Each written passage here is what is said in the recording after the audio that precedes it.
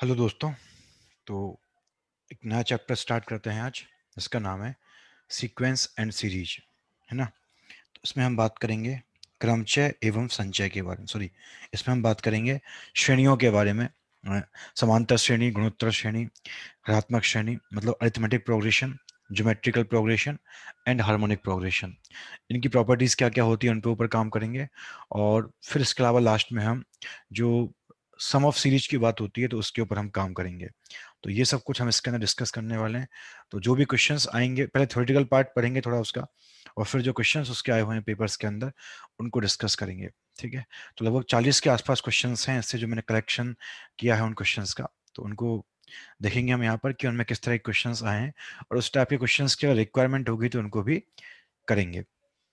तो स्टार्ट करते हैं इस चैप्टर को जिसका नाम है श्रेणियां मतलब सीक्वेंस एंड सीरीज को स्टार्ट करते हैं। ठीक है। तो इसमें देखो जो जनरली जिन पे क्वेश्चंस आते हैं वो तीन श्रेणियां हैं। एक समांतर श्रेणी है जिसको हम बोलते हैं एपी, एक गुणोत्तर श्रेणी है जिसको हम बोलते हैं ज्योमेट्रिकल प्रोग्रेशन जीपी, और एक होता है अपना हार्मोनिक प्रोग्रेशन एचपी, है ना। तो अभी मैं स्टार्ट कर रहा हूँ एपी को। तो पहले एपी से रिलेटेड जो भी थ्योरेटिकल पार्ट है, जो क्वेश्चंस के लिए इंपॉर्टेंट है, जो हमें आना चाहिए, उसको देख लेते हैं एक बार, और फिर क्वेश्चंस करना स्टार्ट करेंगे एपी के। फिर उसके बाद स्टार्ट करेंगे जीपी को, फिर क्वेश्चन करना उस पर स्टार्ट करेंगे, फिर एचपी को, फिर इसको स्टार्ट करेंगे, फिर जो मीन वगैरह है उनकी प्रॉपर्टी डिस्कस करेंगे, फिर उन पर क्वेश्चन करेंगे, और लास्ट में जो सीरीज हमारे पास होती हैं उनके हम क्वेश्चंस करना स्टार्ट करेंगे इस केस में। ठीक है। तो इस तरह से हम चीजों को लेकर के आगे बढ़ेंगे।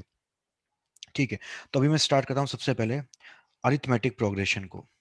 ठीक है। तो सबसे पहला आएगा हमारे पास यहाँ पर अरिथमेटिक प्रोग्रेशन। ठीक है। जिसको हम क्या बोलते हैं, जिसको हम बोलते हैं समांतर श्रेणी। ठीक है। जिसको हम बोलते हैं समांतर श्रेणी। ठीक है। तो इसकी शुरुआत करते हैं। तो वैसे काफी जो बेसिक चीजें हैं वो तो आपको आती होंगी, बहुत बेसिक सा पार्ट है ये तो, है ना। फिर भी एक बार देख लेते हैं। जैसे एपी में क्या होता है, डिफरेंस कांस्टेंट रहता है। ठीक है। तो पहली चीज तो नोट के अंदर लिख लो आप इस चीज को, नोट नंबर 1 के अंदर, in arithmetic progression in AP difference remains constant. जो टर्म्स होती हैं हमारे पास, जो पद होते हैं सीरीज के अंदर, उनका डिफरेंस क्या रहता है, उनका डिफरेंस नियत रहता है, कांस्टेंट रहता है। ठीक है। जैसे एग्जाम्पल के तौर पर अगर मान लो मेरे पास एक सीरीज आ गया इस तरह से 2,5,8,11,14 एंड सो ऑन, तो ये क्या है, ये एक एपी है क्योंकि यहाँ पे डिफरेंस कांस्टेंट है। इनके बीच का डिफरेंस 3, इनके बीच का डिफरेंस 3, इनके बीच का डिफरेंस 3, इनके बीच का डिफरेंस 3, तो ये क्या आ गया, डिफरेंस आ गया। तो वो कांस्टेंट होना चाहिए। डिफरेंस पॉजिटिव भी हो सकता है और डिफरेंस नेगेटिव भी हो सकता है। ठीक है। नोट नंबर 2 के बाद आते हैं। अब हम एक ऐसे यहाँ पर अरिथमेटिक प्रोग्रेशन मान लेते हैं। ठीक है। तो मैंने मान लिया कि लेट मेरे पास कोई एक अरिथमेटिक प्रोग्रेशन है, और उसका जो फर्स्ट टर्म है, उसका फर्स्ट टर्म हमने क्या मान लिया, उसका फर्स्ट टर्म हमने स्मॉल ए मान लिया। और हमने मान लिया कि जो उसका कॉमन डिफरेंस है वो हमने क्या मान लिया, वो हमने स्मॉल डी मान लिया। ठीक है। तो फर्स्ट टर्म को स्मॉल ए मान लिया, कॉमन डिफरेंस को स्मॉल डी मान लिया। कॉमन डिफरेंस का मतलब क्या होता है, दो कॉन्सेक्यूटिव टर्म का डिफरेंस, दो लगातार टर्म का डिफरेंस उसको हम बोलते हैं। तो देखो, सेकंड का और फर्स्ट का डिफरेंस भी डी रहेगा, है ना। थर्ड का और सेकंड का डिफरेंस भी डी रहेगा, फोर्थ का और थर्ड का डिफरेंस भी डी रहेगा। तो ये थ्रू आउट द हमारे पास चलता रहेगा।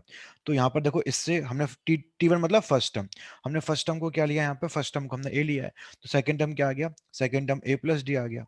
अगर सेकंड टर्म ए प्लस डी है तो फिर थर्ड टर्म क्या आएगा, third term second term plus D आएगा। सेकंड टर्म ए प्लस डी है तो ए प्लस डी में डी और ऐड कर दो, तो ए प्लस टू डी आ गया। ऐसे फोर्थ टर्म क्या आएगा, ए प्लस थ्री डी आएगा, है ना। तो देखो, जब थर्ड टर्म था तो डी को मल्टीप्लाई किया टू से, जब फोर्थ टर्म था तो मल्टीप्लाई किया डी को थ्री से, जब सेकंड टर्म था तो मल्टीप्लाई किया डी को वन से।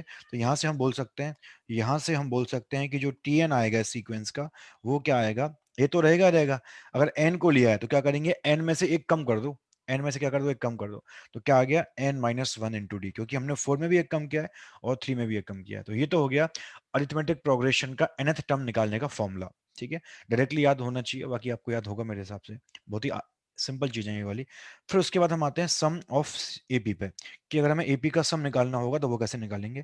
तो नोट नंबर 3 पर आते हैं। इसके बाद अगर हमें एपी के फर्स्ट एन टर्म्स का सम निकालना है, sum of first n terms of an AP, अगर हमें एक एपी के पहले एन टर्म्स का सम निकालना है तो उसका फॉर्मूला क्या आएगा। ठीक है।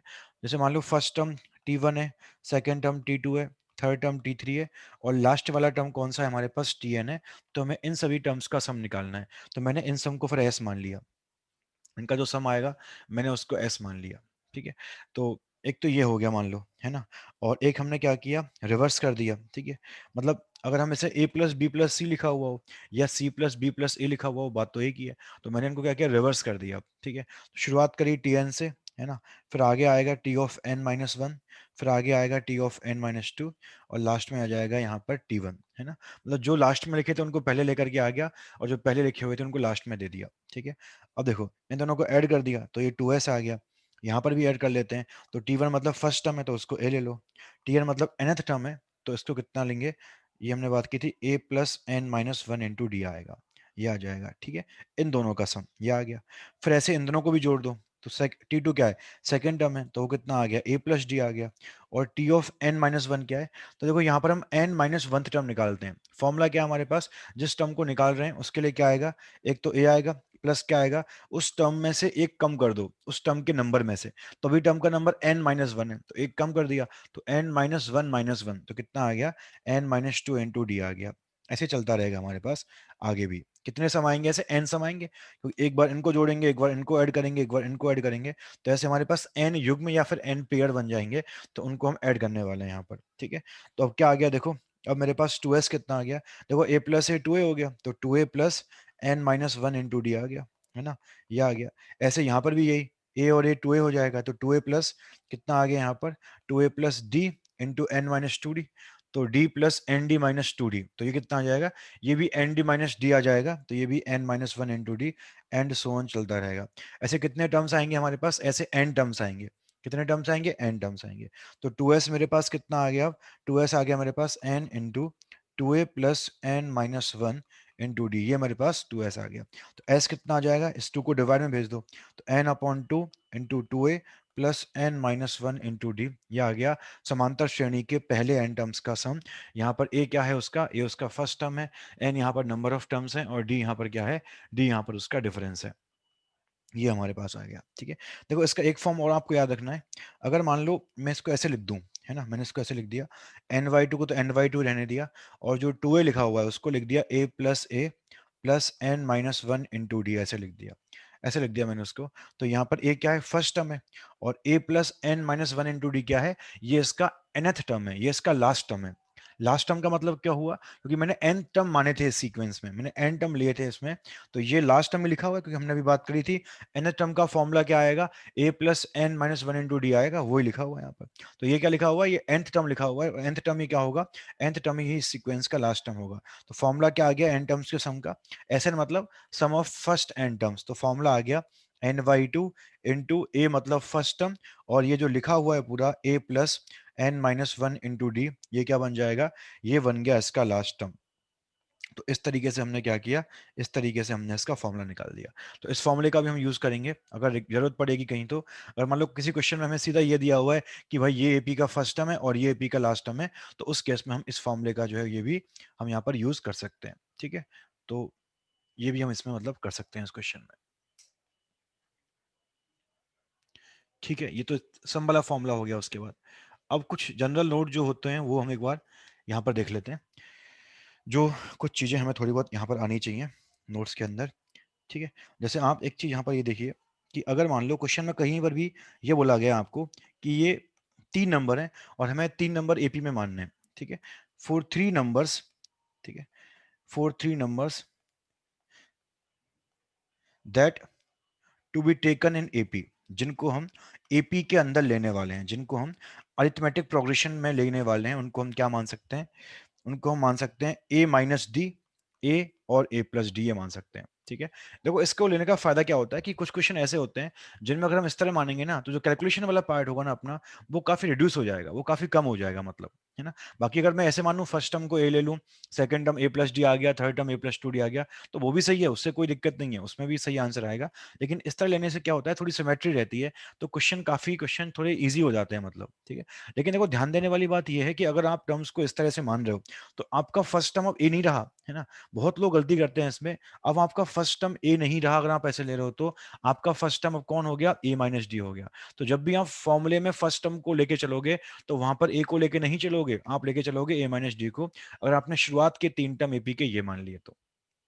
ठीक है। तो अगर 3 टर्म मान होंगे तो ये मान सकते हैं हम, है ना। अगर हमें एपी में 5 टर्म मानने होंगे, ठीक है, अगर हमें एपी के अंदर 5 नंबर्स या 5 टर्म्स लेने होंगे, for 5 terms to be taken in AP, अगर हमें 5 नंबर लेने होंगे किसके अंदर, एपी के अंदर, तो फिर क्या मानेंगे उनको हम, तो उनको हम मानेंगे, यहां भी हम चाहेंगे कि सिमेट्री फॉलो हो, तो यहां मानूंगा मैं ए माइनस टू डी, ए माइनस डी, कॉमा ए प्लस डी, कॉमा ए प्लस टू डी। मैं इनको यहाँ पर 5 नंबर मान सकता हूँ, अगर मुझे यहाँ पर 5 नंबर लेके चलने एपी में, क्योंकि यहाँ पर भी क्या है, यहाँ पर भी डिफरेंस कांस्टेंट है, इनका डिफरेंस डी है, इनका डिफरेंस डी है, इनका भी डी है और इनका भी डी है, तो यहाँ पर भी डिफरेंस कांस्टेंट है, तो अगर 5 लेने होंगे तो फिर इस तरह ले लेंगे, ठीक है। अगर 4 लेने, फिर अगेन वही बात कि अगर हमने इस तरह माना ना, तो फर्स्ट टर्म हमने क्या ले लिया, हमने फर्स्ट टर्म को ए माइनस टू डी ले लिया, तो जो भी क्वेश्चन में हम आगे सवाल को सॉल्व करने के लिए जो भी कुछ फॉर्मूला या कुछ भी यूज करेंगे ना, तो फर्स्ट टर्म को ए माइनस टू डी लेकर के ही आगे बढ़ेंगे, ठीक है। ऐसे अगर मान लो हमें 4 नंबर लेने हैं, ठीक है, 4 टर्म्स, ठीक है, अगर मान लो मुझे 4 नंबर लेने हैं एपी के अंदर, कोई क्वेश्चन आया हमारे पास और मान लो उसमें हमें 4 नंबर लेने हैं एपी के अंदर, ठीक है, तो वो 4 नंबर कौन कौन से होंगे, वो देखो हम ऐसे मान सकते हैं। देखो हम मानने को तो अगर मैं ऐसे मानूं ए प्लस डी, ए प्लस टू डी, ए प्लस थ्री डी, तो वो बिल्कुल सही है, कोई दिक्कत नहीं है उसमें, है ना।